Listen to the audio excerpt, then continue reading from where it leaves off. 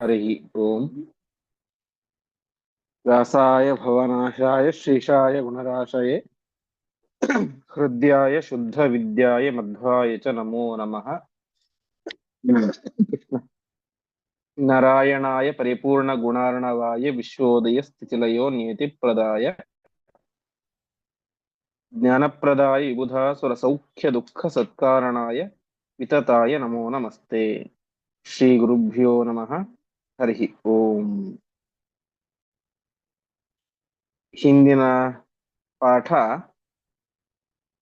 ಆ ಸತ್ಯಭಾಮಾದೇವಿ ಉತ್ತಮವಾದಂತಹ ಆ ಒಂದು ವನದಲ್ಲಿ ಚಚಾರ ದೇವ್ಯ ಪವನಾನುಸೇವಿತೆ ಅಂತ ಆ ಯಾವಾಗಲೂ ಚಂದ್ರ ಇರುವಂತಹ ಆ ಒಂದು ಸುಂದರವಾದಂತಹ ಉದ್ಯಾನವನದಲ್ಲಿ ಪರಮಾತ್ಮ ವಿಹಾರ ಮಾಡ್ತಾ ಇದ್ದ. ಆ ರೀತಿಯಾಗಿ ವಿಹಾರ ಮಾಡಬೇಕಾದ್ರೆ ಅಲ್ಲಿ ಒಂದು ಅದ್ಭುತವಾದಂತಹ ಪಾರಿಜಾತ ವೃಕ್ಷವನ್ನ ಸತ್ಯಭಾಮಾದೇವಿಯರು ಕಾಣ್ತಾರೆ. ಆ ರೀತಿಯಾಗಿ ಕೇಳಿದಾಗ ನನಗೆ ಈ ಮರ ಬೇಕು ಅಂತ ಸಹಜವಾದಂತಹ ಮಾತನ್ನು ಹೇಳಿದಾಗ ಪರಮಾತ್ಮ ಆ ಪಾರಿಜಾತ ವೃಕ್ಷವನ್ನ ಕಿತ್ತಿ ಗರುಡನ ಮೇಲೆ ಇಟ್ಟ, ತಾನು ಕೂಡ ಕುಳಿತುಕೊಂಡ, ಸತ್ಯಭಾಮ ದೇವಿಯೊಟ್ಟಿಗೆ ಕುಳಿತುಕೊಂಡ ಅಂತ ಇಷ್ಟು ವಿಚಾರ ಆಗಿತ್ತು. ಆವಾಗ ಶಚೀದೇವಿ ತಾನು ಈ ಪಾರಿಜಾತ ವೃಕ್ಷವನ್ನು ಸತ್ಯಭಾಮ ದೇವಿ ಅಪಹಾರ ಮಾಡಿದ್ದಾಳೆ, ನನಗದು ಬೇಕು ಅಂತ ಹೇಳಿದಾಗ ಪರಮಾತ್ಮ ಆ ಪರಮಾತ್ಮನ ಮೇಲೆ ಯುದ್ಧ ಮಾಡ್ಲಿಕ್ಕೆ ಅಂತ ದೇವೇಂದ್ರ ಬಂದ ಅಂತ ಇಷ್ಟು ವಿಚಾರ ಆಗಿತ್ತು. ಇಂದು 128ನೇ ಶ್ಲೋಕದಿಂದಾಗಿ ಪ್ರಾರಂಭ. ತಾನಾಸುರಾವೇಶ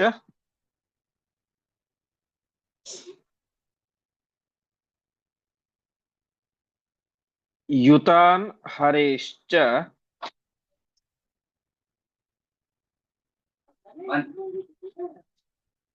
ಬಲ ಪ್ರಕಾಶಾಯ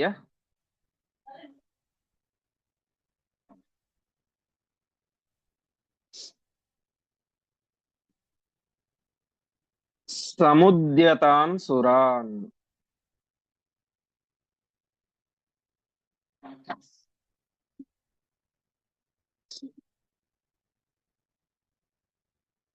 ನ್ಯವಾರಯಚ್ಛಾರ್ಂಗ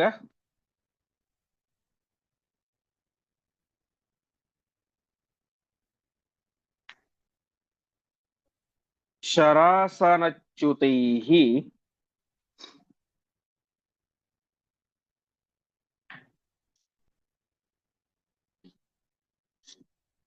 ಹರಿಪ್ರಿಯಾ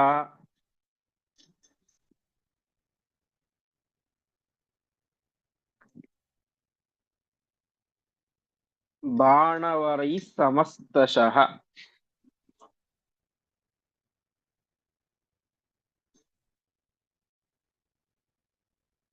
ಪದಚ್ಛೇದ. ತಾನ್ ಅಸುರಾವೇಶಯುತಾನ್ ಹರೇಃ ಚ ಬಲಪ್ರಕಾಶಾಯ ಸಮುದ್ಯತಾನ್ ಸುರಾನ್ ನ್ಯವಾರಯತ್ ಶಾರ್ಂಗಸರಾಸನಚ್ಯುತೈಃ ಹರಿಪ್ರಿಯಾ ಬಾಣವರೈಃ ಸಮಸ್ತಶಃ. ಆ ಸಂದರ್ಭದಲ್ಲಿ ಪ್ರಚೋದಿತೋ ವಾಸವ ಆಗಮತ್ ಸುರೈಹಿ ಅಂತ ಕೇವಲ ದೇವೇಂದ್ರ ಮಾತ್ರ ಯುದ್ಧಕ್ಕೆ ಬರಲಿಲ್ಲ, ಸುರೈಹಿ ದೇವತೆಗಳೊಂದಿಗೆ ಯುದ್ಧಕ್ಕೆ ಬಂದ. ಅರ್ಥಾತ್ ಇಂದ್ರನೊಟ್ಟಿಗೆ ಅನೇಕ ಜನ ದೇವತೆಗಳು ಕೂಡ ಪರಮಾತ್ಮನ ಮೇಲೆ ಯುದ್ಧ ಮಾಡ್ಲಿಕ್ಕೆ ಅಂತ ಬಂದ್ರು. ನಿರಂತರವಾಗಿ ದೇವಲೋಕದಲ್ಲಿ ವಾಸವಾಗಿರುವಂತಹ, ಸ್ವರ್ಗದಲ್ಲಿ ವಾಸವಾಗಿರುವಂತಹ ಆ ದೇವಾನುದೇವತೆಗಳಿಗೆ ಪರಮಾತ್ಮನ ವಿರುದ್ಧ ಹೋರಾಡುವಂತಹ, ಯುದ್ಧ ಮಾಡುವಂತಹ ಬುದ್ಧಿ ಯಾಕೆ ಬಂತು ಅಂದ್ರೆ ಅದಕ್ಕೆ ಆಚಾರ್ಯ ಹೇಳ್ತಾ ಇದ್ದಾರೆ, ಆಸುರಾವೇಶಯುತಾನ್. ಅಸುರಾವೇಶದ ಪ್ರಭಾವದಿಂದಾಗಿ ಆ ಎಲ್ಲ ದೇವಾನುದೇವತೆಗಳು ಕೂಡ ಆ ಪರಮಾತ್ಮನೊಟ್ಟಿಗೆ ಯುದ್ಧ ಮಾಡ್ಲಿಕ್ಕೆ ಅಂತ ಬಂದರು. ಆ ರೀತಿಯಾಗಿ ಯುದ್ಧ ಮಾಡ್ಲಿಕ್ಕೆ ಅಂತ ಬಂದಾಗ ಆ ಸಂದರ್ಭದಲ್ಲಿ ಬಲಪ್ರಕಾಶಾಯ ಹರೇಹೇ, ಹರಿಯ ಬಲ ಪ್ರಕಾಶವಾಗಬೇಕು. ಅರ್ಥಾತ್ ಶ್ರೀಕೃಷ್ಣ ಪರಮಾತ್ಮನ ಬಲ ಅದು ಜಗತ್ತಿಗೆ ಗೊತ್ತಾಗಬೇಕು, ದೇವತೆಗಳಿಗೆ ಗೊತ್ತಾಗಬೇಕು. ಆ ಉದ್ದೇಶಕ್ಕೋಸ್ಕರ ಹರಿಪ್ರಿಯ, ಪರಮಾತ್ಮನಿಗೆ ಅತ್ಯಂತ ಪ್ರೀತಿಪಾತ್ರಳಾದಂತಹ ಆ ಸತ್ಯಭಾಮಾ ದೇವಿಯರು ತಾವೇ ಸ್ವಯಂ ಶಾರ್ಂಗ ಶರಾಸರಚ್ಯುತೈಹಿ ಶಾರ್ಂಗ ಧನುಸ್ಸಿನಿಂದಾಗಿ ಬಾಣವರೈಹಿ ನಿವಾರಯತ್ ಬಾಣಗಳನ್ನ ಅವರ ಮೇಲೆ ಪ್ರಯೋಗ ಮಾಡ್ತಾ ಇದ್ದಾಳೆ. ಒಟ್ಟು ತಾತ್ಪರ್ಯ ಇಷ್ಟು. ಪರಮಾತ್ಮನೊಟ್ಟಿಗೆ ಯುದ್ಧ ಮಾಡ್ಲಿಕ್ಕೆ ಅಂತ ದೇವತೆಗಳೆಲ್ಲರೂ ಕೂಡ ಅಸುರ ವೇಷದಿಂದ ಬರ್ತಾರೆ. ಆ ಸಂದರ್ಭದಲ್ಲಿ ಪರಮಾತ್ಮನ ಬಲ ಗೊತ್ತಾಗಬೇಕು ಅಂತ ಸತ್ಯಭಾಮದೇವಿ ಯುದ್ಧ ಮಾಡಿದಳು ಅಂತ. ಇದು ವಿಚಿತ್ರ ಅನ್ಸುತ್ತೆ. ಈಗ ಸತ್ಯಭಾಮದೇವಿ ಯುದ್ಧ ಮಾಡಿದರೆ ಯಾರ ಬಲ ಗೊತ್ತಾಗುತ್ತೆ? ಸತ್ಯಭಾಮದೇವಿಯರ ಬಲ ಗೊತ್ತಾಗುತ್ತೆ. ಕೃಷ್ಣ ಪರಮಾತ್ಮ ಯುದ್ಧ ಮಾಡಿದರೆ ಕೃಷ್ಣ ಪರಮಾತ್ಮ ಬಲ ಗೊತ್ತಾಗುತ್ತೆ. ಸತ್ಯಭಾಮದೇವಿಯರು ಯುದ್ಧ ಮಾಡಿದರೆ, ಬಾಣ ಪ್ರಯೋಗ ಮಾಡಿದರೆ ಪರಮಾತ್ಮನ ಬಲ ಹೇಗೆ ಗೊತ್ತಾಗುತ್ತೆ ಅಂದ್ರೆ, ಅದಕ್ಕೆ ಹೇಳ್ತಾರೆ ವ್ಯಾಖ್ಯಾನಕಾರರು, ನಾನು ಪರಮಾತ್ಮನ ಹೆಂಡತಿ, ತತ್ರಾಪಿ ಸ್ತ್ರೀ, ಒಬ್ಬ ಸ್ತ್ರೀ, ನನ್ನ ಬಲವೇ ಇಷ್ಟಿರಬೇಕಾದ್ರೆ ನನ್ನ ಪತಿಯಾದಂತಹ ಸರ್ವೋತ್ತಮನಾದಂತಹ ಪರಮಾತ್ಮನ ಬಲ ಎಷ್ಟಿರಬೇಕು ಅಂತ ಆ ರೀತಿಯಾಗಿ ಪರಮಾತ್ಮನ ಬಲವನ್ನು ತೋರಿಸಲಿಕ್ಕೋಸ್ಕರ ಸತ್ಯಭಾಮದೇವಿ ಯುದ್ಧ ಮಾಡಿದಳು ಅಂತ. ಹೀಗೆ ಒಟ್ಟಿನಲ್ಲಿ ಸತ್ಯಭಾಮಾದೇವಿ ಆ ಶರಂಗ ಧನುಸ್ಸನ್ನು ಹಿಡಿದುಕೊಂಡು ಬಾಣ ಪ್ರಯೋಗಗಳನ್ನ ಮಾಡ್ತಾ ಇದ್ದಾಳೆ. ಮುಂದೆ ನಿರಾಯುಧಂ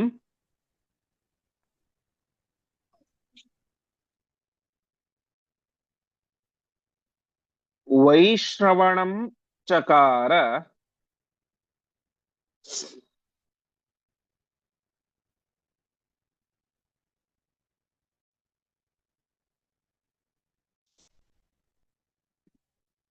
ಚಿಕ್ಷೇಪ ಚಾಬ್ದೌ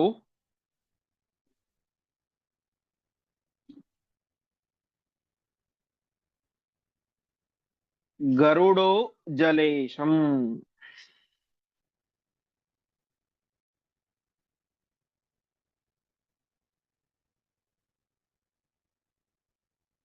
ಪ್ರಧಾನವಾಯೋಃ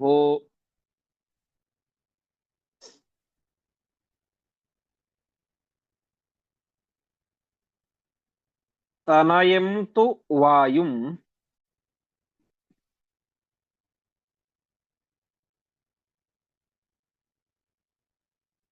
ಕೋಣಾಧಿಪಂ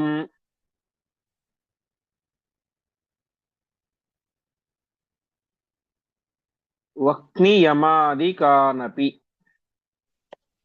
ರಂಗೋತ್ಥ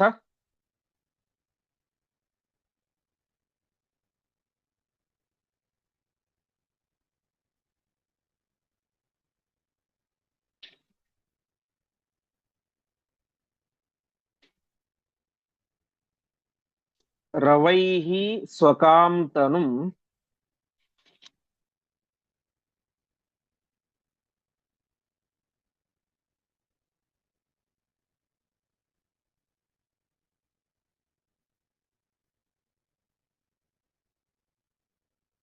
ಆವೇಶಿತಾನಾಂ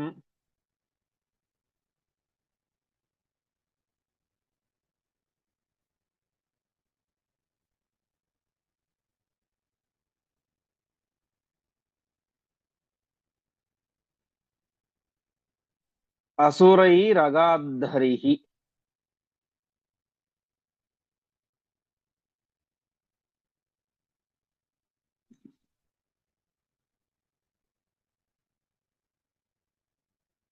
ತೇ ಬೋಧಿತಾಸ್ತೇನ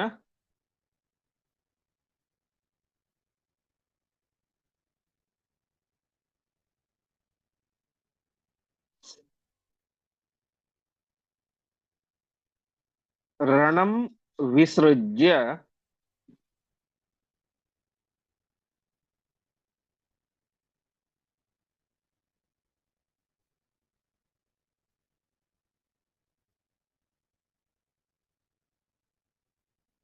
ಯಯುರ್ವಿದಿತ್ವಾ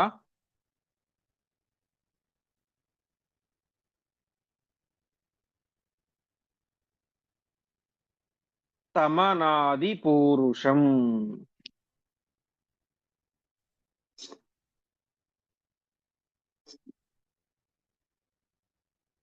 ಪದಚ್ಛೇದ. ನಿರಾಯುಧಂ ವೈಶ್ರವಣಂ ಚಕಾರ ಚಿಕ್ಷೇಪ ಚ ಅಬ್ಧೌ ಗರುಡಃ ಜಲೇಶಂ. ಪ್ರಧಾನವಾಯೋಃ ತನಯಂ ತು ವಾಯುಂ ಕೋಣಾಧಿಪಂ ವಹ್ನಿಯಮಾದಿಕಾನ್ ಅಪಿ ನಿಬೋಧ್ಯ ಶಾರ್ಂಗೋತ್ತರವೈಃ ಸ್ವಕಾಂ ತನುಂ ಆವೇಶಿತಾನಾಂ ಅಸುರೈಃ ಅಗಾತ್ ಹರಿಃ ತೇ ಬೋಧಿತಾಃ ತೇನ ರಣಂ ವಿಸೃಜ್ಯ ಯಯುಃ ವಿದಿತ್ವಾ ತಂ ಅನಾದಿ ಪೂರುಷಂ. ಹೀಗೆ ಅನೇಕ ಜನ ದೇವಾನುದೇವತೆಗಳು ಆ ಒಂದು ಸಂದರ್ಭದಲ್ಲಿ ಯುದ್ಧಕ್ಕೆ ಅಂತ ಬರ್ತಾ ಇದೆ ಶ್ರೀಕೃಷ್ಣ ಪರಮಾತ್ಮನ ಮೇಲೆ. ಅದೇ ರೀತಿಯಾಗಿ ಆ ಒಂದು ಸತ್ಯಭಾಮ ದೇವಿಯರ ಮೇಲೆ ಯುದ್ಧಕ್ಕೆ ಅಂತ ಬರ್ತಾ ಇದ್ದಾರೆ. ಆ ಸಂದರ್ಭದಲ್ಲಿ ಏನಾಯಿತು, ಹಿಂದೆ ನಾವು ನೋಡಿದಂತೆ ಸತ್ಯಭಾಮ ದೇವಿ ಬಿಲ್ಲನ್ನು ಹಿಡಿದುಕೊಂಡು ಬಂದ್ಲು ಅಂತ. ಆ ಸತ್ಯಭಾಮ ದೇವಿಯರು ವೈಶ್ರವಣಂ ನಿರಾಯುಧಂ ಚಕಾರ. ವೈಶ್ರವಣ ಅಂದರೆ ಕುಬೇರ. ಕುಬೇರನನ್ನ ಸತ್ಯಭಾಮ ದೇವಿಯರು ನಿರಾಯುಧಂ ಚಕಾರ, ಅವನ ಆಯುಧವನ್ನ ನಾಶ ಮಾಡಿದಳು, ನಿರಾಯುಧನಾದ. ಅದಾದ ಮೇಲೆ ಗರುಡ ಜಲೇಶಂ ಚಿಕ್ಷೇಪ. ಗರುಡ ಅವನೇನ್ ಮಾಡಿದ, ವರುಣನನ್ನ ಅವನ ವಾಹನದ ಸಹಿತವಾಗಿ, ಅರ್ಥಾತ್ ಮೊಸಳೆಯೊಟ್ಟಿಗೆ ಸೇರಿಕೊಂಡೇ ಸಮುದ್ರದಲ್ಲಿ ಬಿಸಾಕ್ಬಿಟ್ಟ ಅಂತೆ. ವರುಣನ ವಾಹನ ಮೊಸಳೆ. ಯಾಕಂದ್ರೆ ಮೊಸಳೆ ನೀರಿನಲ್ಲಿ ಆರಾಮಾಗಿ ಸಂಚಾರ ಮಾಡುತ್ತೆ, ಭೂಮಿಯ ಮೇಲೆ ಸಂಚಾರ ಮಾಡುತ್ತೆ, ಅದು ಉಭಯಚರ. ಈ ಮೀನು ಮುಂತಾದಂತಹ ಪ್ರಾಣಿಗಳೆಲ್ಲ ಜಲಚರ ಮಾತ್ರ. ಆದರೆ ಇದು ಮೊಸಳೆ ಉಭಯಚರ, ಅದು ನೆಲದ ಮೇಲೂ ಓಡಾಡುತ್ತೆ, ನೀರಿನಲ್ಲೂ ಓಡಾಡುತ್ತೆ. ಹೀಗೆ ಅದನ್ನ ನೀರಿಗೆ ಅಭಿಮಾನಿಯಾದಂತಹ, ಸಮುದ್ರಕ್ಕೆ ಅಭಿಮಾನಿ ದೇವತೆಯಾದಂತಹ ವರುಣ ತನ್ನ ವಾಹನವನ್ನಾಗಿ ಸ್ವೀಕಾರ ಮಾಡಿದ್ದ. ಹೀಗೆ ಜಲೇಶಂ ಅಬ್ದೌ ಚಿಕ್ಷೇಪ. ಗರುಡ ಜಲೇಶನನ್ನ, ನೀರಿಗೆ ಅಭಿಮಾನಿನಿಯಾದಂತಹ ವರುಣನನ್ನ ಸಮುದ್ರದಲ್ಲಿ ಬಿಸಾಕಿದ. ಅದೇ ರೀತಿಯಾಗಿ ಪ್ರಧಾನ ವಾಯೋ ತನಯಂತು ವಾಯುಂ. ವಾಯು, ವಾಯು ಅಂದ್ರೆ ಇಲ್ಲಿ ಸಾಕ್ಷಾತ್ ವಾಯುದೇವರು ಅಂತ ಅರ್ಥ ಅಲ್ಲ. ಪ್ರಧಾನ ವಾಯೋ ತನಯ, ಆ ವಾಯುದೇವರ ಮಗ ಒಬ್ಬ ಇದ್ದ. ಅವನು ಕೋಣಾಧಿಪಂ. ಕೋಣ ಅಂದ್ರೆ ವಾಯುವ್ಯ ಕೋಣೆ, ವಾಯುವ್ಯ ಮೂಲೆ. ಆ ವಾಯುವ್ಯ ದಿಕ್ಕಿಗೆ ಅಭಿಮಾನಿಯಾದಂತಹ ವಾಯು, ವಾಯುದೇವರ ಮಗನಾದಂತಹ ವಾಯು, ವಾಯುವ್ಯ ದಿಗಭಿಮಾನಿಯಾದಂತಹ ವಾಯು ಅವರೊಬ್ಬ. ಅದೇ ರೀತಿಯಾಗಿ ವಹ್ನಿ ಯಮಾಧಿಕಾನಪಿ. ವನ್ಹಿ, ಅಗ್ನಿ, ಯಮ ಮುಂತಾದಂತಹ ಎಲ್ಲ ದೇವಾನುದೇವತೆಗಳಿಗೂ ಕೂಡ, ಅವರೆಲ್ಲರಿಗೂ ಕೂಡ ಏನಾಗಿದೆ, ಅಸುರಾವೇಶ ಎಂಬುದು ಆಗಿದೆ. ಹಾಗೆ ಅಸುರಾವೇಶದಿಂದ ಕೂಡಿದಂತಹ ಆ ಎಲ್ಲ ದೇವತೆಗಳಿಗೂ ಕೂಡ ಪರಮಾತ್ಮ ಏನ್ ಮಾಡಿದ, ಶಾರ್ಂಗೋತ್ಥ ರವೈಹಿ. ರವ ಅಂದ್ರೆ ಧ್ವನಿ, ಶಾರ್ಂಗ ಉತ್ಥ, ತನ್ನ ಶಾರ್ಗ ಧನುಸ್ಸಿನಿಂದ ಬಂದಂತಹ ಧ್ವನಿಯಿಂದಾಗಿ ಮಾಡಿದ. ಸ್ವಕಾಂ ತನುಂ ನಿಬೋಧ್ಯ, ತನ್ನ ಸ್ವರೂಪವನ್ನ ಅವರಿಗೆ ತಿಳಿಸಿದ. ಹೀಗೆ ಅವರ ಮೇಲೆ ಯುದ್ಧಕ್ಕೆ ಅಂತ ಪರಮಾತ್ಮ ಹೋಗ್ತಾ ಇದ್ದಾನೆ. ಆ ರೀತಿಯಾಗಿ ಯಾವಾಗ ಪರಮಾತ್ಮ ಆ ಒಂದು ಶಾರ್ಗ ಧನುಸ್ಸಿನ ಧ್ವನಿಯನ್ನ ಮಾಡಿದನೋ, ಅದರಿಂದಾಗಿ ಏನಾಯಿತು, ತೇ ಬೋಧಿತಾಹ, ಅವರಿಗೆ ಆ ಅಜ್ಞಾನ ಎಂಬುದು ನಾಶ ಆಯಿತು, ಉತ್ತಮವಾದಂತಹ ಜ್ಞಾನ ಬಂತು. ಜ್ಞಾನ ಬಂದಾಗ ಎಲ್ಲರಿಗೂ ಗೊತ್ತಾಗುತ್ತೆ, ಬಂದಂಥವನು ಯಾರೋ ಸಾಮಾನ್ಯ ಮನುಷ್ಯ, ಯಾವುದೋ ಒಬ್ಬ ರಾಜ ಅಲ್ಲ, ಅನಾದಿ ಪುರುಷ. ಬಂದಂತಹ ಕೃಷ್ಣ ಅವನು ಅನಾದಿ ಪುರುಷನಾದಂತಹ ಪರಮಾತ್ಮನೇ ಆಗಿದ್ದಾನೆ ಎಂಬುದಾಗಿ ತಿಳಿದು ಅವರೆಲ್ಲರೂ ಕೂಡ ರಣಂ ವಿಸೃಜ್ಯ ಏಯೋ, ಯುದ್ಧವನ್ನ ಬಿಟ್ಟು ಹೋದರು ಅಂತ. ಒಟ್ಟು ತಾತ್ಪರ್ಯ ಇಷ್ಟು. ಯುದ್ಧ ಎಂಬುದು ಪ್ರಾರಂಭ ಆಯಿತು. ಆ ಸಂದರ್ಭದಲ್ಲಿ ಸತ್ಯಭಾಮ ದೇವಿಯರು ಕುಬೇರನನ್ನ ನಿರಾಯುಧನನ್ನಾಗಿ ಮಾಡಿದರು. ಗರುಡ ಏನ್ ಮಾಡಿದ, ಜಲೇಶನಾದಂತಹ ವರುಣನನ್ನ ಸಮುದ್ರಕ್ಕೆ ಬಿಸಾಕಿಬಿಟ್ಟ. ಅದಾದ ಮೇಲೆ ಪರಮಾತ್ಮ ಆ ವಾಯುವ್ಯ ದಿಗಭಿಮಾನಿಯಾದಂತಹ ವಾಯುವನ್ನ ಮತ್ತು ವನ್ಹಿ, ಯಮ ಮುಂತಾದಂತಹ ಅನೇಕ ಜನ ದೇವತೆಗಳು, ಅವರೆಲ್ಲರಿಗೂ ಕೂಡ ಅಸುರಾವೇಶ ಆಗಿತ್ತು. ಅಸುರಾವೇಶ ಆಗಿದ್ದರ ಪರಿಣಾಮವಾಗಿ ಅವರೆಲ್ಲರೂ ಕೂಡ ಕೃಷ್ಣನನ್ನ ಒಬ್ಬ ಸಾಮಾನ್ಯ ಮನುಷ್ಯ ಅಂತ ಅಷ್ಟೇ ಅಂದ್ಕೊಂಡಿದ್ರು. ಅಂತಹ ಶ್ರೀಕೃಷ್ಣ ಪರಮಾತ್ಮ ತಾನೇನ್ ಮಾಡಿದ, ಅವರಿಗೆ ತನ್ನ ಶಾರ್ಂಗ ಧನುಸ್ಸನ್ನ ಒಂದು ಸಲ ಎಳೆದ. ಅದಕ್ಕೆ ಚೆನ್ನಾಗಿ ಅಟೆನ್ಷನ್ ಮಾಡಿ ಕಟ್ಟಿರ್ತಾರೆ ಹಗ್ಗವನ್ನ. ಸಾಕ್ಷಾತ್ ಪರಮಾತ್ಮನ ಧನುಸ್ಸು. ಆ ಧನುಸ್ಸನ್ನ ಬಾಣ ಪ್ರಯೋಗ ಮಾಡಲಿಲ್ಲ, ಕೇವಲ ಒಂದು ಎಳೆದ ಅಷ್ಟೇ. ಆ ಒಂದು ಹಗ್ಗವನ್ನ ಎಳೆದಾಗ ಒಂದು ಧ್ವನಿ ಬರುತ್ತೆ, ಆ ಧನುಸ್ಸಿನ ಝೇಂಕಾರ. ಆ ಧನುಸ್ಸಿನ ಝೇಂಕಾರದಿಂದ ಏನೇ ಅವರ ಎಲ್ಲ ವಿಧವಾದಂತಹ ಅಜ್ಞಾನವು ಕೂಡ ನಾಶ ಆಗಿ ಸುಜ್ಞಾನ ಎಂಬುದು ಬಂತು.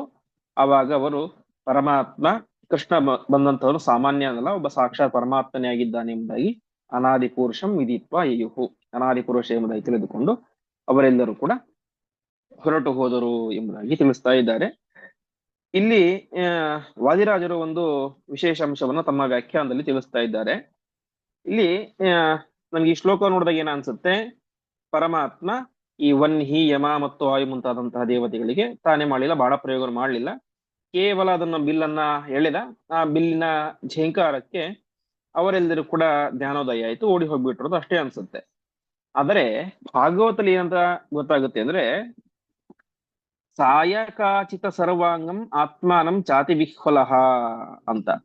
ಅಲ್ಲಿ ಅಗ್ನಿಗೆ ಪರಮಾತ್ಮ ಏನ್ ಮಾಡಿದ್ದ, ಸಾಯಕ, ಸಾಯಕ ಅಂದ್ರೆ ಬಾಣಗಳು, ಆ ಬಾಣಗಳಿಂದಾಗಿ ಅವನ ಎಲ್ಲ ಅಂಗಾಂಗಗಳನ್ನು ಕೂಡ ಹೊಡೆದು ಬಿಟ್ಟಿದ್ದ ಅಂತ ಬರುತ್ತೆ. ಭಾಗವತಲ್ಲಿ ಏನ್ ಬರುತ್ತೆ, ಅಗ್ನಿಗೆ ಪರಮಾತ್ಮ ಬಾಣ ಪ್ರಯೋಗಗಳನ್ನು ಮಾಡಿದ್ದ ಅಂತ ಬರುತ್ತೆ. ಇಲ್ಲಿ ಏನ್ ಬರುತ್ತೆ, ಕೇವಲ ಆ ಇದರಿಂದ ಏನು ಧನುಸ್ಸಿನ ಝೇಂಕಾರದಿಂದ ಹೆದರಿಸಿದ ಅಂತ ಬರುತ್ತೆ. ಈ ರೀತಿ ಪ್ರಶ್ನೆ ಬಂದಾಗ ಅದಕ್ಕೆ ಹೇಗೆ ನಾವು ಅರ್ಥ ಮಾಡ್ಕೊಳ್ಬೇಕು ಅಂತ ವಾದಿರಾಜರು ಚಿಂತನೆಯನ್ನು ಮಾಡಿ ಅದಕ್ಕೆ ಆ ವಿರೋಧವನ್ನ ಪರಿಹಾರ ಮಾಡ್ತಾರೆ. ಅತಃ ಶರತಾಡನಾಥ ಕೃಷ್ಣೋಯಮಿತಿ ಬೋಧೋ ನಾಭೂತ್ ಭೀಷಣಾಯ ಶಾರ್ಗರವಂತು ಘನಗರ್ಜಿತವತ್ ಕರೋತಿ ಅಂತ. ಅಂದ್ರೆ ಪರಮಾತ್ಮ ಅಲ್ಲಿ ಬಾಣ ಪ್ರಯೋಗ ಮಾಡಿದ, ವಾಸ್ತವಿಕವಾಗಿ ಯಾರೋ ಅಗ್ನಿಯ ಮೇಲೆ ಬಾಣ ಪ್ರಯೋಗವನ್ನು ಮಾಡಿದ. ಆದರೆ ಹೇಗೆ ಮಾಡಿದ ಅಂತಂದ್ರೆ, ಅಗ್ನಿಗಾಗಲಿ ಯಮ ಮುಂತಾದಂಥವರಿಗಾಗಲಿ ಬಾಣ ಪ್ರಯೋಗ ಮಾಡಿದ. ಅದು ಹೇಗೆ ಮಾಡಿದ ಅಂದ್ರೆ, ಅವರು ತನ್ನ ಭಕ್ತರು ತಥಾಪಿ ಸ್ವಭಕ್ತತ್ವಾತ್ ಯಥಾ ನ ಮ್ರಿಯೇರನ್, ಅವರಿಗೆ ಜಾಸ್ತಿ ನೋವಾಗಬಾರದು, ಅವರಿಗೆ ಮರಣವೂ ಬರಬಾರದು. ನ ಮ್ರಿಯೇರನ್, ಮ್ರಿಯ ಅಂದ್ರೆ ಮರಣ. ಅವರು ತನ್ನ ಭಕ್ತರು ಏನೋ ಒಂದು ಅಸುರಾವೇಶದಿಂದಾಗಿ ಈ ರೀತಿಯಾಗಿ ಮಾಡ್ತಾ ಇದ್ದಾರೆ, ಹಾಗಾಗಿ ಅವರಿಗೆ ಮರಣ ಬಾರದು ಎನ್ನುವುದಕ್ಕೋಸ್ಕರ ಪರಮಾತ್ಮ ತಾನೇ ಮಾಡಿದ ಕರುಣಯ ಮಂದಂ ಲಘುಚ ಪ್ರಯುಕ್ತ, ಅವರ ಮೇಲಿನ ಕರುಣೆಯಿಂದಾಗಿ ನಿಧಾನವಾಗಿ ಬಾಣಪ್ರಯೋಗ ಮಾಡಿದ. ಅದಾದ ಮೇಲೆ ಭೀಷಣಾಯ ಶಾರ್ಗರವಂ ಘನಗರ್ಜಿತವತ್ತು, ಅವ್ರನ್ನ ಹೆದರಿಸಬೇಕು ಅಂತ ಅತ್ಯಂತ ಘೋರವಾಗಿ ಒಳ್ಳೆ ಸಿಡಿಲಿನಂತೆ ತಾನೇ ಮಾಡಿದ ಆ ಒಂದು ಶಾರ್ಗಧನುಸ್ಸನ್ನ ಹೆದೆಯನ್ನ ಜೋರಾಗಿ ಎಳೆದ. ಅದರಿಂದಾಗಿ ಅವರಿಗೇನಾಯ್ತು, ಆಗಿದ್ದು ಜ್ಞಾನೋದಯ. ಹಾಗಾಗಿ ಅವರಿಗೆ ನಿಜವಾದಂತಹ ಅಸುರಾವೇಶ ಹೋಗಿದ್ಯಾವಾಗ, ಪರಮಾತ್ಮನ ಬಾಣದ ಏಟನ್ನು ತಿಂದ ಮೇಲೆ ಅಲ್ಲ, ಆ ಶಾರ್ಗ ಧನುಸ್ಸಿನ ಧ್ವನಿಯಿಂದಾಗಿ ಅವರಿಗೆ ಹೋಯಿತು ಅಂತ ತಿಳಿಸ್ತಾ ಇದೆ. ಹೀಗೆ ವಿರೋಧ ಪರಿಹಾರ ಮಾಡ್ತಾ ಇದ್ದಾರೆ. ಒಟ್ಟಿನಲ್ಲಿ ಇಲ್ಲಿ ಆಚಾರ್ಯರು ಪ್ರಧಾನವಾಗಿ ತಿಳಿಸುವಂತ ಅಂಶ ಏನು, ಅಸುರಾವೇಶ ಅವರಿಗೆ ಹೋಯಿತು ಅನ್ನೋದು ಪ್ರಧಾನವಾದಂತಹ ಅಂಶ. ಆ ಅಸುರಾವೇಶ ಹೋದದ್ದು ಯಾವುದರಿಂದಾಗಿ, ಶಾರ್ಗ ಧನುಸ್ಸಿನ ಧ್ವನಿಯಿಂದಾಗಿ. ಹಾಗಾಗಿ ಅದನ್ನ ಆಚಾರ್ಯರು ಇಲ್ಲಿ ಒತ್ತು ಕೊಟ್ಟು ಹೇಳಿದ್ದಾರೆ ಎಂಬುದಾಗಿ ವಾದಿರಾಜರು ತಮ್ಮ ವ್ಯಾಖ್ಯಾನದಲ್ಲಿ ಈ ವಿಚಾರವನ್ನ ತಿಳಿಸಿ ವಿರೋಧ ಪರಿಹಾರ ಮಾಡ್ತಾರೆ. ಹಾಗಾಗಿ ಬಾಣ ಪ್ರಯೋಗವನ್ನ ಅವಶ್ಯವಾಗಿ ಮಾಡಿದ್ದಾನೆ, ಆದರೆ ಅದನ್ನ ಮೃದುವಾಗಿ ಮಾಡಿದ್ದಾನೆ. ಅವರ ಅಸುರಾವೇಶ ಹೋಗ್ಲಿಕ್ಕೋಸ್ಕರ ಜೋರಾಗಿ ಮೋಡದಂತೆ ತಾನು ಆ ಒಂದು ಶಾರ್ಗ ಧನುಸ್ಸಿನ ಧ್ವನಿಯನ್ನು ಮಾಡಿದ ಅಂತ. ಒಟ್ಟಿನಲ್ಲಿ ಆ ವಾಯುವಿಗೆ, ಅಗ್ನಿಗೆ, ಯಮ ಮುಂತಾದಂತಹ ಅನೇಕ ಜನ ದೇವಾನುದೇವತೆಗಳಿಗೆ ಆ ಧ್ವನಿಯನ್ನು ಕೇಳಿ ಅಸುರಾವೇಶ ಎಂಬುದು ಹೊರಟು ಹೋಯಿತು. ಮುಂದೆ ಶಿವಂ ಚ ಶಕ್ರಾರ್ಥಂ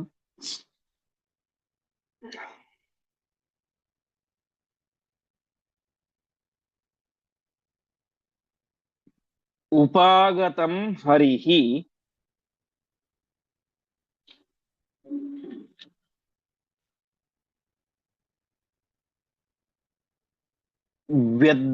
ವ್ಯದ್ರಾವಯಚ್ಚಾರ್ಂಗ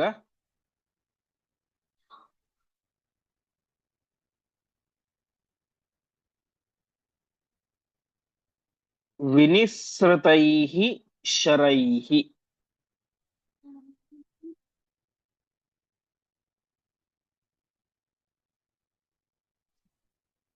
ಸವಾಹನೋ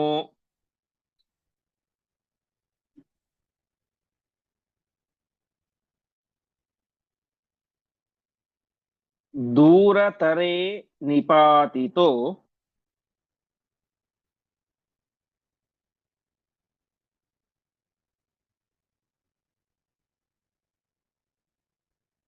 गरुत्मता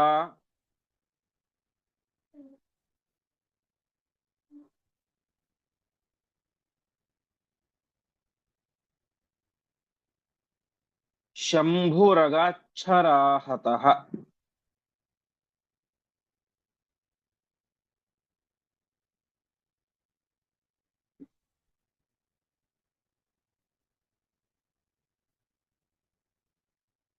पदच्छेद शिवं च शक्रार्थम उपागतम हरिः व्यद्रावयत् शार्ङ्गविनिसृतैः शरैः स वाहनः दूरतरे निपातितः गरुत्मता शंभुः अगात् ಶರಾಹತಃ. ಈ ಸಂದರ್ಭದಲ್ಲಿ ಏನಾಯಿತು, ಸಾಕ್ಷಾತ್ ಶಿವ ರುದ್ರದೇವರು ಶಕ್ರಾರ್ಥಂ ಇಂದ್ರನಿಗೆ ಸಹಾಯ ಮಾಡ್ಲಿಕ್ಕೆ ಅಂತ ಬಂದಿದ್ದರಂತೆ. ಇಂದ್ರನಿಗೆ ಯುದ್ಧದಲ್ಲಿ ಸಹಾಯ ಮಾಡೋಣ ಅಂತ ಬಂದಿದ್ರು. ಅಂತಹ ರುದ್ರನನ್ನು ಕೂಡ ಶ್ರೀಕೃಷ್ಣ ಪರಮಾತ್ಮ ಶಾರ್ಂಗ ವಿನಿಸೃತೈಹಿ ಶರೈಹಿ ವ್ಯದ್ರಾವಯಿತು, ಶಾರ್ಂಗ ಧನುಸ್ಸಿನಿಂದ ಬಾಣಪ್ರಯೋಗವನ್ನು ಮಾಡಿ ಆ ರುದ್ರದೇವರನ್ನು ಕೂಡ ವ್ಯದ್ರಾವಯತ್ ಓಡಿಸಿ ಬಿಟ್ಟರು. ಹೇಗೆ? ಗರುಡ, ಸಾಕ್ಷಾತ್ ಗರುಡ ಏನ್ ಮಾಡಿದ, ಗರುತ್ಮತ, ಗರುತ್ಮಾನ್ ಅಂತಂದ್ರೆ ಗರುಡ, ಗರುಡ ಏನ್ ಮಾಡಿದ, ಸ ವಾಹನ, ಆ ರುದ್ರದೇವರನ್ನ ವಾಹನ ಸಮೇತವಾಗಿ ಅರ್ಥಾತ್ ನಂದಿಯನ್ನು ಸೇರಿಸಿಕೊಂಡು ದೂರತರೆ ನಿಪಾತಿತ, ದೂರ ಅಂದ್ರೆ ಜಸ್ಟ್ ಒಂದು ದೂರ ಅಂತ, ಬಟ್ ದೂರ ತರ ಅಂದ್ರೆ ತುಂಬಾ ದೂರ ಅಂತ. ಹೀಗೆ ಗರುಡ ತನ್ನದೇ ಕಕ್ಷೆಯಲ್ಲಿ ಬರುವಂತಹ ಆದರೂ ತನಗಿಂತ ಸ್ವಲ್ಪ ಕೆಳಗೆ ಇರುವಂತಹ ರುದ್ರದೇವರನ್ನ ಅವರ ವಾಹನ ಸಮೇತವಾಗಿ ತುಂಬಾ ದೂರಕ್ಕೆ ಎಸೆದು ಬಿಟ್ರು. ಹೀಗೆ ಗರುತ್ಮತ ಶಂಭುರಗಾಚ್ಛರಾಹತಃ ಅಂತ ಆ ಪರಮಾತ್ಮನ ಬಾಣದ ಏಟನ್ನು ತಿಂದುಕೊಂಡು ರುದ್ರದೇವರು ಹೊರಟು ಹೋಗ್ಬಿಟ್ರು. ಶರಾಹತಃ, ಬಾಣದ ಏಟಿನಿಂದಾಗಿ ತಿಂದು ಅವರು ಓಡಿದ್ರು. ಆವಾಗ ಅವರನ್ನ ಗರುಡ ತುಂಬಾ ದೂರಕ್ಕೆ ಎಸೆದು ಬಿಟ್ರು. ಮುಂದೆ ವಿದ್ರಾವಿತೆ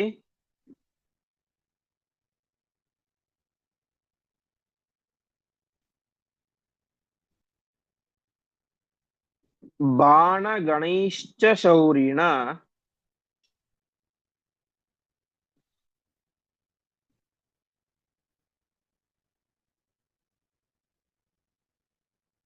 ಹರೇ ಹರೌ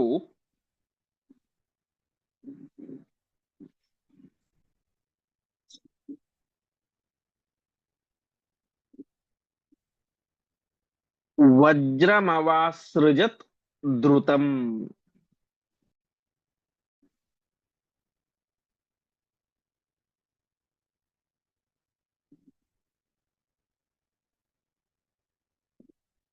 ಶಕ್ರೋ ಗ್ರಹೀತ್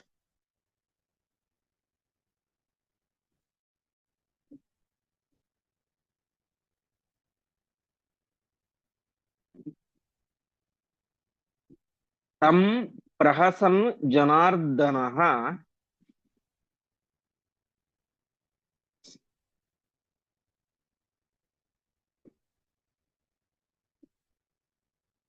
ಕರೇಣ ವಾಮೇನ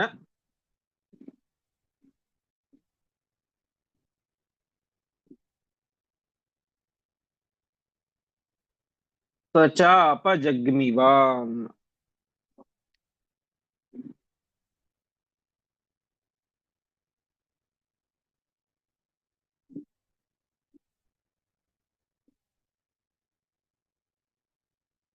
ಪದಚ್ಛೇದ ವಿದ್ರಾವಿತೆ ಬಾಣಗಣೈಃ ಚ ಶೌರಿಣ ಹರೇ ಹರೌ ವಜ್ರಂ ಅವಾಸೃಜತ್ ದ್ರುತಂ. ಶಕ್ರಃ ಅಗ್ರಹೀತ್ ತಂ ಪ್ರಹಸನ್ ಜನಾರ್ದನಃ ಕರೇಣ ವಾಮೇನ ಸಹ ಚ ಅಪಜಗ್ನಿವಾನ್. ಹೀಗೆ ಪರಮಾತ್ಮ ಶೌರಿಣ, ಶೌರಿ ಅಂದ್ರೆ ಕೃಷ್ಣ ಪರಮಾತ್ಮ, ಶೌರಿ ಕೃಷ್ಣ ಪರಮಾತ್ಮ ದಾನ ಮಾಡಿದ ಹರವು ರುದ್ರನನ್ನ ತನ್ನ ಬಾಣಗಳಿಂದ ಓಡಿಸಿಬಿಟ್ಟ. ಒಟ್ಟಿನಲ್ಲಿ ರುದ್ರದೇವರು ಪರಮಾತ್ಮನ ಬಾಣದ ಏಟನ್ನ ತಿಂದು ಓಡಿ ಹೋಗ್ಬಿಟ್ರು. ಆ ಸಂದರ್ಭದಲ್ಲಿ ಇಂದ್ರನಿಗೆ ಇನ್ನೂ ಅಸುರಾವೇಶ ಹೋಗಿರ್ಲಿಲ್ಲ. ಇಂದ್ರ ಏನ್ ಮಾಡ್ತಾ ಇದ್ದಾನೆ, ಹರವು ಶ್ರೀಕೃಷ್ಣ ಪರಮಾತ್ಮನ ಮೇಲೇನೆ ವಜ್ರಾಯುಧವನ್ನು ಪ್ರಯೋಗ ಮಾಡ್ತಾ ಇದ್ದಾನೆ. ತನ್ನ ಹತ್ತಿರ ಇದ್ದಂತಹ ಅದ್ಭುತವಾದಂತಹ ವಜ್ರಾಯುಧವನ್ನ ಶ್ರೀಕೃಷ್ಣ ಪರಮಾತ್ಮನ ಮೇಲೆ ಅವಾಸೃಜತ್ ಪ್ರಯೋಗ ಮಾಡಿದ. ಆವಾಗ ಶ್ರೀಕೃಷ್ಣ ಪರಮಾತ್ಮ ತಾನೇನ್ ಮಾಡ್ತಾ ಇದ್ದಾನೆ, ನಕ್ಕು ಬಿಟ್ಟ ಅಂತೆ. ಪ್ರಹಸನ್ ಜನಾರ್ದನ, ಪರಮಾತ್ಮ ನಗುತ್ತಾ, ಇದರಿಂದ ನನಗೇನಾಗ್ಲಿ ಸಾಧ್ಯ, ಈ ವಜ್ರಾಯುಧ ನನಗೇನು ಮಾಡ್ಲಿಕ್ಕೆ ಸಾಧ್ಯ ಇಲ್ಲ ಅಂತ ಪರಮಾತ್ಮ ನಗ್ತಾ ಏನ್ ಮಾಡಿದ, ಅದನ್ನ ವಾಮೇನ ಕರೇಣ ಅಗ್ರಹೀತ್, ತನ್ನ ಎಡಗೈಲಲ್ಲಿ ಹಿಡ್ಕೊಂಡ್ಬಿಟ್ಟ ಅಂತೆ. ಇಲ್ಲಿ ತನಕ ಇಂದ್ರ ಅನೇಕ ಘಟಾನುಘಟಿಗಳಾದಂತಹ ಪರಾಕ್ರಮಿಗಳ ಮೇಲೆ ಆ ಒಂದು ವಜ್ರಾಯುಧವನ್ನು ಪ್ರಯೋಗ ಮಾಡಿದ್ದ. ಆ ವಜ್ರಾಯುಧದ ಏಟನ್ನ ತಿಂದು ಉಳಿದವರು ಯಾರೂ ಕೂಡ ಇರ್ಲಿಲ್ಲ. ಆದರೆ ಯಾವಾಗ ಭೂಲೋಕದಿಂದ ಬಂದಂತಹ ಒಬ್ಬ ವ್ಯಕ್ತಿ ತಾನು ಪ್ರಯೋಗ ಮಾಡಿದಂತಹ ವಜ್ರಾಯುಧವನ್ನ ತನ್ನ ಎಡಗೈಯಲ್ಲಿ ಹಿಡಿದುಕೊಂಡ್ಬಿಟ್ನೋ, ಅದು ನಗ್ನಗ್ತಾ, ಆವಾಗ ಇಂದ್ರನಿಗೆ ಹೆದರಿಕೆ ಆಗ್ಬಿಡುತ್ತು ಅಂತ. ಓಹೋ, ಇವನು ಸಾಮಾನ್ಯ ಅಲ್ಲ ಅಂತ. ಹಾಗಾಗಿ ಅವನೇ ಮಾಡಿದ ಅಪಜಗ್ನಿವಾನ್, ಅಲ್ಲಿಂದ ಓಡ್ಲಿಕ್ಕೆ ಶುರು ಮಾಡಿಬಿಟ್ಟಂತೆ. ಹೀಗೆ ಶ್ರೀಕೃಷ್ಣ ಪರಮಾತ್ಮನ ಮೇಲೆ ದೇವೇಂದ್ರ ವಜ್ರಾಯುಧವನ್ನು ಪ್ರಯೋಗ ಮಾಡಿದಾಗ ಪರಮಾತ್ಮ ಅದನ್ನ ಎಡಗೈಲಿ ಹಿಡಿದುಕೊಂಡ. ಅದರಿಂದಾಗಿ ಹೆದರಿದಂತಹ ಇಂದ್ರ ದೂರ ಓಡ್ಲಿಕ್ಕೆ ಶುರು ಮಾಡಿದ. ಮುಂದೆ ಅಪಾಹಸತ್ತಂ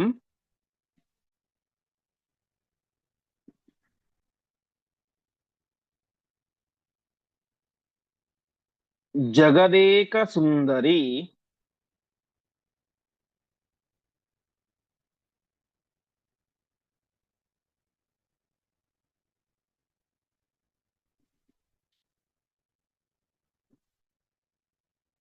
ಹರಿಪ್ರಿಯಾಥೋ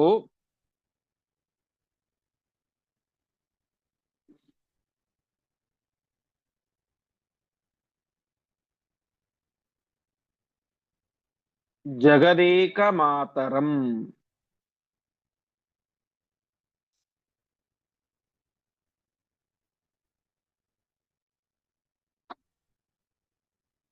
ಉವಾಚ ಶಕ್ರಃ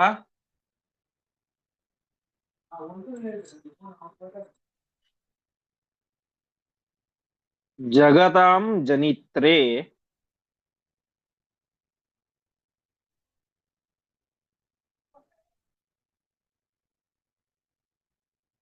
ಪ್ರದರ್ಶಯಾಮಃ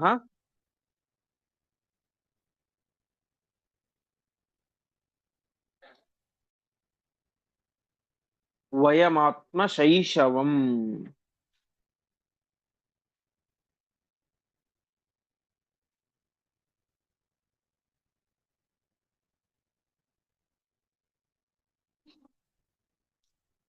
ಪದಚ್ಛೇದ. ಅಪಾಹಸತ್ ತಂ ಜಗದೇಕ ಸುಂದರಿ ಹರಿಪ್ರಿಯ ಅಥ ಜಗದೇಕ ಮಾತರಂ ಉವಾಚ ಶಕ್ರಃ ಜಗತಾಂ ಜನಿತ್ರೇ ಪ್ರದರ್ಶಯಾಮಃ ವಯಂ ಆತ್ಮಶೈಶವಂ. ಇಂದ್ರ ಯಾವಾಗ ಓಡ್ಲಿಕ್ಕೆ ಶುರು ಮಾಡಿದನೋ ಆವಾಗ ಜಗದೇಕ ಸುಂದರಿ ಹರಿಪ್ರಿಯ, ಜಗದೇಕ ಸುಂದರಿಯಾದಂತಹ ಹರಿಪ್ರಿಯ ಅಂದ್ರೆ ಸತ್ಯಭಾಮ ದೇವಿ ನಗಲಿ ಶುರು ಮಾಡಿಬಿಟ್ಲು ಅಂತೆ. ಅಪಹಾಸತ, ಇಂದ್ರನ ಕುರಿತು ಅಪಹಾಸ್ಯ ಮಾಡ್ತಾ ಇದ್ದಾಳೆ. ಏನು ಭಾರಿ ನಾನು ದೊಡ್ಡ ಇಂದ್ರ, ಹಾಗೆ ಹೀಗೆ ಅಂತ ಇಂದ್ರ ವಜ್ರಾಯುಧ ಹಿಡಿದುಕೊಂಡು ದೇವತೆಗಳೊಟ್ಟಿಗೆ ಯುದ್ಧ ಮಾಡ್ಲಿಕ್ಕೆ ಅಂತ ಬಂದು ಈಗ ನೋಡಿದ್ರೆ ಓಡ್ತಾ ಇದ್ದೀಯಲ್ಲ ಅಂತ. ಹರಿವಂಶಲಿ ಭಾಗವತಲ್ಲಿ ಹೇಳುವಂತೆ ಆ ಸತ್ಯಭಾಮಿ ಹೇಳ್ತಾಳೆ ಅಂತೆ, ಇಂದ್ರ ಈ ಅವಸ್ಥೆಯಲ್ಲಿ ಮಾತ್ರ ನಿನ್ ಮನೆಗೆ ಹೋಗ್ಲಿಕ್ಕೆ ಹೋಗ್ಬೇಡ. ಒಂದು ವೇಳೆ ನಿನ್ ಮನೆಗೆ ಹೋದ್ರೆ ನಿನ್ನ ಹೆಂಡತಿ ಶಚಿದೇವಿ ಮನೆಗೆ ಸೇರ್ಸ್ಕೊಳ್ಳೋದಿಲ್ಲ ಅಂತ. ಯಾಕೆ?